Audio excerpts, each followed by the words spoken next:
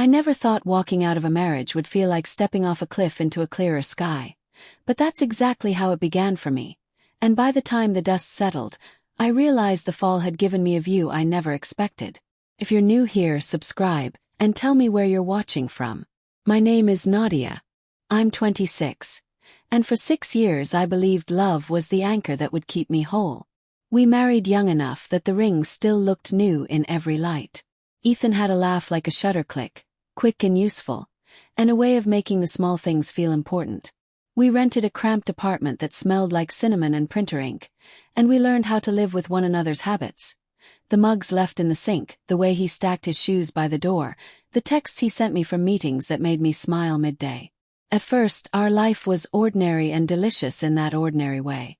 We cooked messy dinners, fell asleep on the couch watching old movies, argued about whether to get a cat.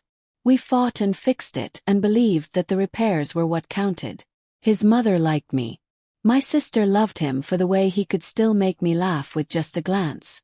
We belonged to a small constellation, a nest of family and friends who kept circling us like satellites. The first fissure was paper-thin, a late-night meeting, then another, then a casual lie about who he'd been texting. I told myself these were the tiny compromises of adulthood. Trust, I believed, is what you practice, not test.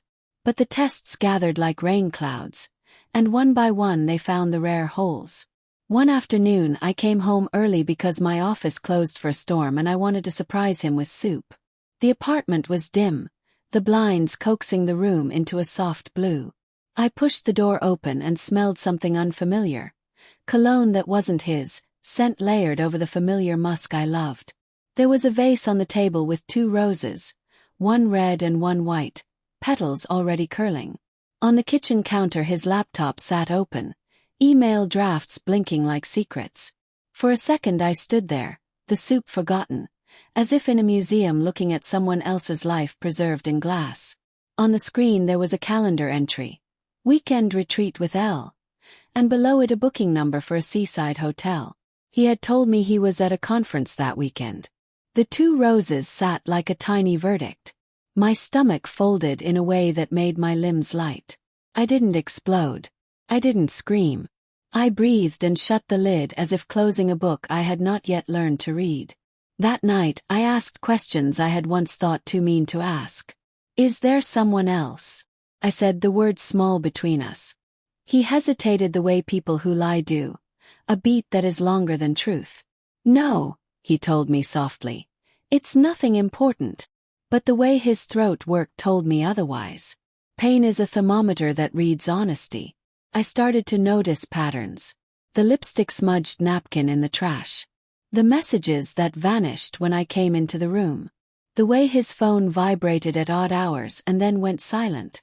Once, in a fit of cowardly courage, I backed up his phone data secretly overnight and skimmed through old attachments.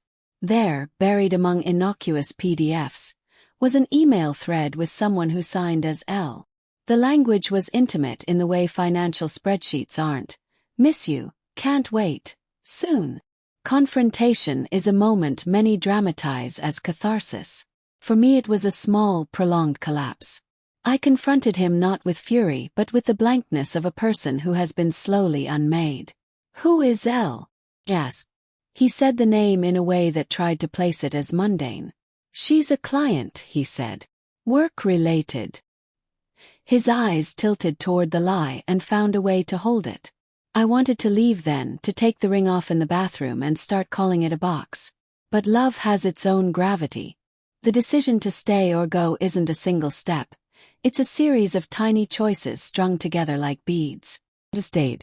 Partly because I wanted to believe that the man I loved would choose to repair what we had. Partly because leaving felt like severing a limb and I was not sure I could walk without it. But staying didn't mean I stopped seeing. If anything, it turned every gesture into evidence. I watched where his hands moved, what he protected, who he protected. And as I watched, I realized betrayal was not always about the act of leaving. Sometimes it was an industry of small choices that built a new life in secret. Weeks later, a truth more corrosive than an affair surfaced. I learned that Ethan had been transferring money. Small amounts at first, then larger, organized under business expenses. He'd set up a separate account using my mother's maiden name as a convenient label, a detail that hurt because my mother had always bragged about how I carried her name like a small talisman. The transfers were framed as consulting fees, meant to fund a project that never existed in the ledger of our home. The money disappeared into LS firm, and into hotel stays, and into an account that, when traced, led to a property in a town I'd pictured on postcards. Betrayal had a cost. It had an address. The realization struck me differently than the affair itself. If there was an affair, it was a wound between two people. If there was theft, covert, patterned, intimate, it implicated not just dinner table kisses but the solidity of the life we had made together. I felt small and furious and dizzy in a way I didn't like. The woman I had thought protected us had sleeves rolled up for the same scheme. My sister Lila was implicated with connections to the boutique that had provided receipts, and the geometry of betrayal widened. Most people would react with immediate separation or explosive public scenes. I had learned, painfully and slowly, that the spectacle is the easy part. The harder thing is to plan so that when you pull at the thread of deceit, what comes loose can't be retied by charm. So I gathered evidence the way someone gathers stones for a wall, methodically, patiently, and without letting the quarry know. I did not at first tell anyone. I moved money quietly to an account in my own name that he couldn't access. I backed up all his receipts, discovered the shell companies, and took screenshots of the emails. I met with my friend Tara, who worked in compliance at a bank, and she nodded grimly at the patterns. "They're using family names to layer transfers," she said. "It looks like a diversion strategy. If you want to go legal, you'll need a clear chain." The idea of legal work was a cold and antiseptic thing. It felt paradoxically like the only honest way to make the lie stop. The next part of the story, the one you're probably waiting for, is the confrontation. But it wasn't a single night of shouting. It was a line of choices leading to a public space where the truth could be documented. I didn't want to ruin people. I wanted to end the thriving of lies. The opportunity to expose them arose at a family celebration. My parents' 25th anniversary. A dinner planned months in advance, a night that would gather every branch of our extended family. My mother, in her perfectionist way, had organized a polished evening at a hotel that smelled like orange oil and promise. The room would be full of people who had once offered us advice about marriage and had toasted us when we said our vows. The irony of exposing infidelity and theft at a party built on the illusion of forever was not lost on me. On the night, I wore a simple navy dress and a face that had learned to hold disappointment without screaming. I planned my words like a brief, crisp, factual without flourish. When my mother rose to make her toast, I asked to say a few words as well. The room blinked in surprise. "We have a long night planned," my mother said, face like a practiced smile. He nodded. "This will be quick," I said, and saw confusion ripple like a small wave. I told them what I had found. Not dramatics, not pleas. I read routing numbers, dates, and sums aloud. I put copies of emails on the table. Cameras, both cell phone and the hotel's courtesy lens, registered, as did the faces of my family as they slid from celebration into stunned silence. Ethan's mouth opened and closed like a fish. Lila's face, when she realized what I had, went small and then red. The aftermath was ugly and sharp and inevitable. My husband was suspended from his job pending an investigation. Lila hid in a bathroom until someone found her, crying in a circle of used paper towels. My parents, who had been the axis around which our family turned, learned that love sometimes looks like protection and sometimes feels like betrayal. People asked whether I regretted the spectacle. In the raw hours after, I felt both vindicated and hollow. I had stopped the siphon, and in doing so I had forced a collapse that hit many who had nothing to do with the deception. Employees worried about lost hours. Friends chose sides. My in-laws called me an ungrateful daughter-in-law. Here comes the part people often skip to: justice. The bank traced the transactions and froze a portion of the funds. Legal actions began, and the shell companies were unmasked. Ethan pled guilty to several counts related to fraudulent transfers and received a sentence that, while not meant to be vindictive, ensured he could not vanish into the same patterns again. Lila, sobered, entered counseling and agreed to help make reparations. There were restitutions made to some of those who had been financially harmed, facilitated by the accounts I had secured when I realized the theft. But legal falling is only one arc of the story. The emotional fallout is another. Grief, shame, rebuilding. I learned that exposure is not the same as healing.